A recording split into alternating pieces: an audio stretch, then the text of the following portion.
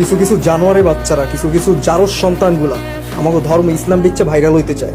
ওদের কথা হয়েছে কি, যদি বাবারে ভালোবাসো, যদি মায়েরে ভালোবাসো, যদি আল্লাহরে ভালোবাসো, তাইলে লাইক দাও, আমারে ফলো করো, আমার ঘন্টাটা যদি চারটে ফিসা ফালাও। এইগুলা কি মানুষের কাতারে পড়ে যে এইগুলা নিজের ধর্মরে বিকৃতভাবে উপস্থাপন কইরা নিজের স্বার্থ হাসিল করে? এগুলো মানুষ হইতে পারে না। তারপর ভিডিওর টপিক গেল, কমেন্ট বক্সে আসি। কমেন্ট বক্সে কি বলে, যদি মায়েরে ভালোবাসো তাইলে লাইক দাও, যদি প্রিয় নবী হযরত মুহাম্মদ সাল্লাল্লাহু আলাইহি ওয়াসাল্লামকে ভালোবাসো তাইলে লাইক দাও। আর আজকের আমি একটা কমেন্ট দেখলাম যে ডিরেক্ট লিখে দিছে, যেন ওইটা আমি নিজে বলতেছি যে আল্লাহর কসম আমি লাইক দেব, আল্লাহ মাফ করো। এই জানোয়ারের বাচ্চাগুলোর কি করা উচিত? আর এগুলো তো লিমিট নাই, নাটক, সিনেমা, খেলা, মানে যেখানে পারে সেখানে এইসব দেয়। আর মানুষ কি করবে? মানুষ এগুলো বাধ্য হয়ে করে, কারণ আমাদের ধর্ম একটা ভালোবাসা, একটা ইমোশনের জায়গা। তো সর্বশেষে এইটাই বলবো আমি যে এই সব নিকৃষ্ট ধর্ম ব্যবসায়ীদের কথায় আপনারা না লাইক করবেন, না সাবস্ক্রাইব করবেন, না ফলো করবেন, কিচ্ছু করবেন না।